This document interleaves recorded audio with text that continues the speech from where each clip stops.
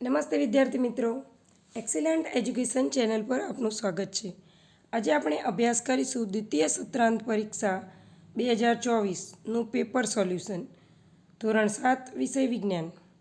જો તમે ચેનલ પર નવા હોય તો ચેનલને સબસ્ક્રાઈબ જરૂરથી કરી લેજો, જેથી કરીને તમને નવા વિડીયોના અપડેટ તરત જ મળતા રહે. તો ચાલો અભ્યાસ શરૂ કરીએ. પ્રશ્ન 1 સંબંધ ઘટાયક શબ્દો લખો. ઉત્સર્જન તંત્ર તો મૂત્રપિંડ, પરિવહન તંત્ર તો તેમાં આવશે હૃદય. 2 મનુષ્ય તો રુધિરવાહિનીઓ હોય, વનસ્પતિ તો એમાં વાહક પેશી હોય. પ્રશ્ન 1 ખાલી જગ્યા પૂરો. વંશરાજમાં બીજાણુ સર્જન ક્રિયા દ્વારા પ્રજનન થાય છે. 2 વનસ્પતિનું પ્રજનન અંગ પુષ્પ છે. પ્રશ્ન 1 દેખાવને આધારે ઓળખી બતાવો. પહેલું જે છે એને વિદ્યુત કોષ પણ કહે છે, બેટરી, સેલ પણ કહી શકાય. એટલે કે ઘણા લોકો તેને સેલ, બેટરી એવું પણ કહેતા હોય છે. આ જે છે ખુલ્લી કળ છે, એટલે તેને નામ આપ્યું ખુલ્લી કળ. પ્રશ્ન 1 ખોટું વિધાન સુધારી ફરીથી લખો. 1 સ્ટીલની ચમચીનો બહારનો ભાગ બહિર્ગોળ રીસા તરીકે કાર્ય કરે છે, અથવા સ્ટીલની ચમચીનો આપણે અંદરનો ભાગ એમણામ રાખવો હોય તો બહિર્ગોળની જગ્યાએ અંતર્ગોળ લગાવી દેવાનું, તો પણ વાક્ય સાચું થઈ જાય. 2 સમતલ અરીસા વડે રચાતું પ્રતિબિંબ વસ્તુ જેટલું હોય છે. પ્રશ્ન 2 તફાવત આપો. રક્તકણ અને શ્વેતકણ. તો પહેલું છે રક્તકણ. રક્તકણ એને રેડ બ્લડ સેલ એટલે કે આરબીસી કહે છે, જ્યારે શ્વેતકણને વ્હાઇટ બ્લડ સેલ એટલે કે ડબલ્યુબીસી કહે છે. રક્તકણ એ લાલ રંજક દ્રવ્ય ધરાવતું હિમોગ્લોબિન ધરાવે છે. શ્વેતકણ એ શરીરમાં પ્રવેશતા જંતુઓ સામે લડે છે.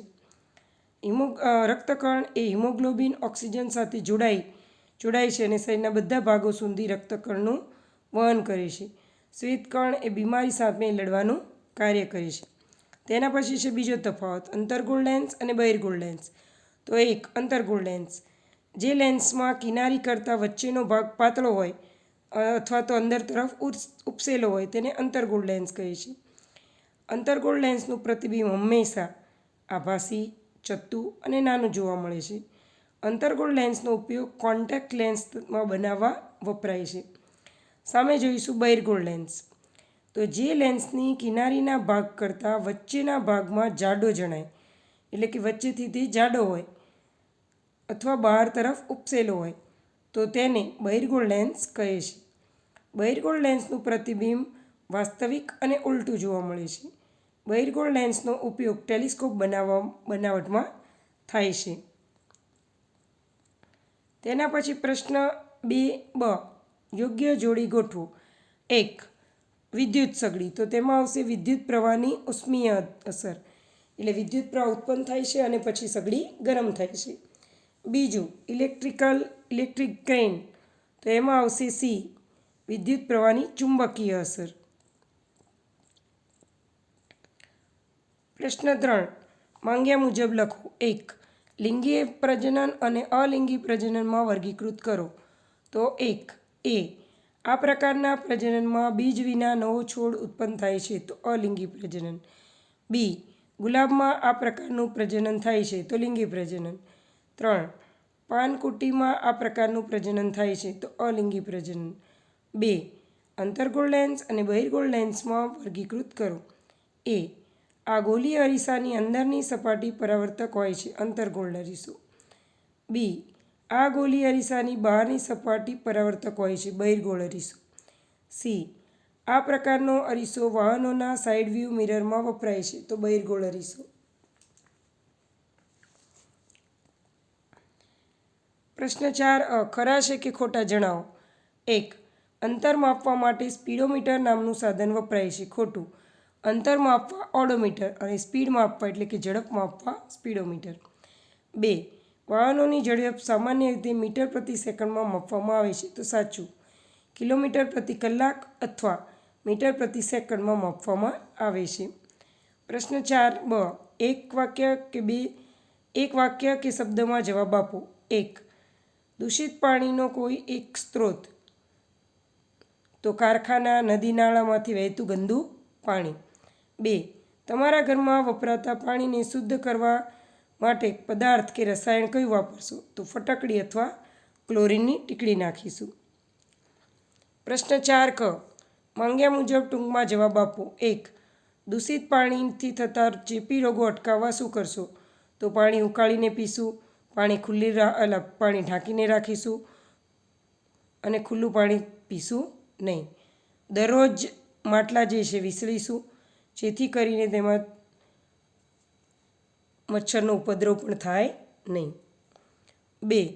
વ્યવહારિક જીવનમાં તમે અંતર્ગોળ અરીસાનો ઉપયોગ ક્યાં ક્યાં કરશો? તો સ્કૂટરની હેડલાઇટમાં, દાંતને વિસ્તૃત જોવા માટે વાહનોની હેડલાઇટ દાંતને વિસ્તૃત જોવા માટે કરે છે. સ્કૂટરની હેડલાઇટ એટલે એને વાહનોની હેડલાઇટમાં પણ લખી શકાય. પ્રશ્ન 5. પ્રશ્નોના જવાબ ટૂંકમાં આપો. જંગલોની જાળવણી માટે તમારા સૂચનો લખો. તો આ જે છે આપણે આપણી રીતે જંગલોની જાળવણી કઈ રીતે કરી શકીએ તે આપણે લખવાનો છે. 2. પાણીને દૂષિત થતું અટકાવવા માટેના તમારા સૂચનો જણાવો. તો શૌચાલયનો ઉપયોગ કરો, નદી નાળામાં ઢોરને નવરાવવાનું બંધ કરો, નદીમાં શૌચ કરવાનું બંધ કરો, નદીમાં કપડાં નહીં ધોવાના, કારખાનાનો કચરો યોગ્ય પ્રક્રિયા કરી યોગ્ય રીતે નિકાલ કરવો. તો આ રીતે પાણીને થતું પ્રદૂષણ અટકાવી શકીએ છીએ. પ્રશ્ન 6. વૈજ્ઞાનિક કારણ આપો. રુધિરમાં ત્રાક કરવો જરૂરી છે કારણ કે રુધિર ગંઠાવાની ક્રિયા ત્રાક કણોને આભારી છે. 2. બીજનો ફેલાવો જરૂરી છે કારણ કે તે વનસ્પતિ અને કૂંપળોમાં સૂર્યપ્રકાશ, પાણી, ક્ષારોની સ્પર્ધા અટકાવે છે, નવા નિવાસસ્થાનોનું નિર્માણ કરે છે. 3. ઘરના વિદ્યુત પરિપથમાં ફ્યુઝ જરૂર છે કારણ કે શોર્ટ સર્કિટથી બચી શકાય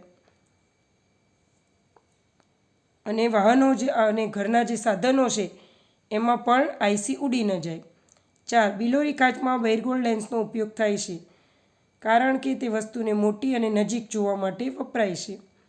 5. વાહનોની હેડલાઇટમાં અંતર્ગોળ અરીસો વપરાય છે કારણ કે વાહનોની નજીક અને વિસ્તૃત જોઈ શકાય તે માટે અંતર્ગોળ અરીસાનો ઉપયોગ થાય છે. 6. જંગલો જમીનનું ધોવાણ અટકાવે છે કારણ કે જંગલો વનસ્પતિના મૂળને જમીનમાં ઊંડે સુધી જકડી રાખે છે, જેથી વરસાદનું પાણી વૃક્ષોના મૂળમાં ઊંડે સુધી જળ સપાટીમાં સંગ્રહાય છે અને આ રીતે જંગલો જે છે જમીનનું ધોવાણ અટકાવે છે. આ પ્રશ્નો લાંબા છે તો તે તમે જાતે કરી લેજો.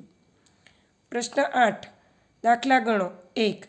એક સ્કૂટર 60 મિનિટમાં 120 કિલોમીટર અંતર કાપે તો સ્કૂટરની ઝડપ શોધો.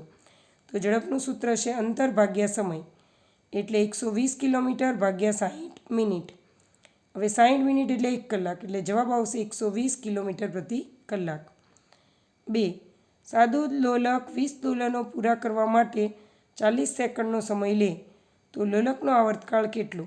તો આવર્તકાળ બરાબર સમય ભાગ્યા દોલનોની સંખ્યા. સમય છે 40 સેકન્ડ ભાગ્યા દોલનો છે 20, એટલે 40 ભાગ્યા 20, તો જવાબ આવશે 2 દુ 4, એટલે આવશે 2. 3. એક ટ્રેનની ઝડપ 40 કિલોમીટર પ્રતિ કલાક છે તો 4 કલાકમાં કેટલું અંતર કાપે? તો અંતરનું સૂત્ર છે ઝડપ ગુણ્યા સમય.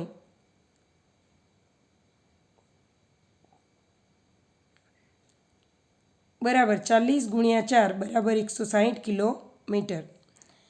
પ્રશ્ન 9 અ. તો પાના નંબર 76 ઉપર છે અને અથવાવાળો પાના નંબર 72 ઉપર છે. પ્રશ્ન 9 બ. આકૃતિના ભાગોના નામ આપો. 1. પરાગાસન, 2. પરાગવાહિની, c. અંડાશય અને d. અંડકો. પ્રશ્ન 10. આલેખ પરથી પ્રશ્નોના જવાબ આપો. એક્સ અક્ષ પર કઈ રાશિ દર્શાવવામાં આવી છે? તો સમય સવારનો બતાવેલો છે.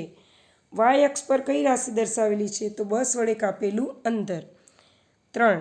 8:30 કલાકે બસ દ્વારા કેટલા કિલોમીટર અંતર કપાયું હશે? તો 20 કિલોમીટર. 4. 40 કિલોમીટર અંતર કાપતા બસને કેટલો સમય લાગ્યો હશે? તો 1 કલાક.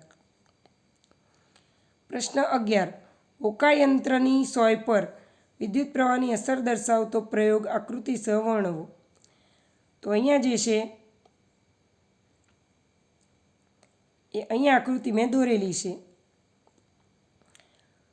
સૌપ્રથમ તાર લઈશું, ઓકાયંત્ર લઈશું, એક ચુંબક લઈશું, બલ્બ લઈશું, કળ લઈશું અને બેટરી લઈશું.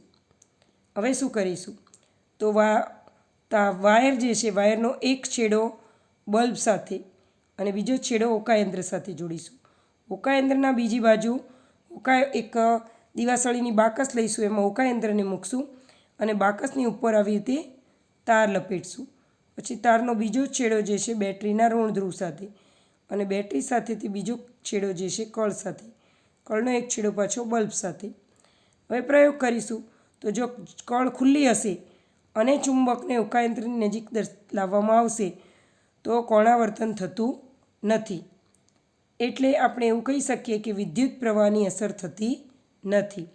પરંતુ જો કળને બંધ કરી દઈએ અને ચુંબકને ઓકાયંત્રની નજીક લાવવામાં આવે તો ઓકાયંત્ર જે છે કોણાવર્તન દર્શાવે છે, એટલે કે વિદ્યુત પ્રવાહ વહે છે અને બલ્બ પ્રકાશિત થાય છે. તો આ રીતે આ પ્રયોગની પદ્ધતિ પ્રમાણે આપણે દર્શાવી શકીએ. અથવા લખવાનું છે વિદ્યુત ચુંબક બનાવવાની પ્રવૃત્તિ આકૃતિસહ વર્ણવો. તો તેના માટે સાધનો આવશે બેટરી, વાયર, કળ, ખીલ્લી અને એક્સ્ટ્રા વાયર. સૌપ્રથમ આપણે શું કરીશું તો એક ખીલ્લી લઈશું. ખીલ્લી ઉપરથી ચોપડી હોવી જોઈએ, એટલે કે મોટી હોવી, માથું મોટું હોવું જોઈએ અને અણીદાર અને નવી ખીલ્લી હોવી જોઈએ, કાટ લાગેલી નહીં. તો ખીલ્લી લઈશું. ખીલ્લીને ગોળ ગોળ વાયર લપેટશું.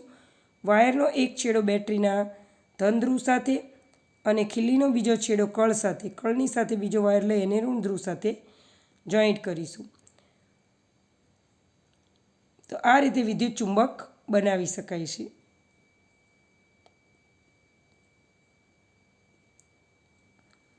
પ્રશ્ન 12. તમારી આસપાસ મળી આવતી વસ્તુઓનો ઉપયોગ કરી કોઈ એક સમયદર્શક યંત્રનું નિર્માણ કરવાની કાર્યપદ્ધતિ વર્ણવો.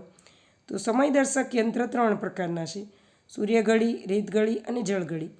જળઘડીમાં 2 તપેલી લેવામાં આવે છે, એકમાં પાણી લેવામાં આવે છે, તડકામાં મૂકવામાં આવે છે.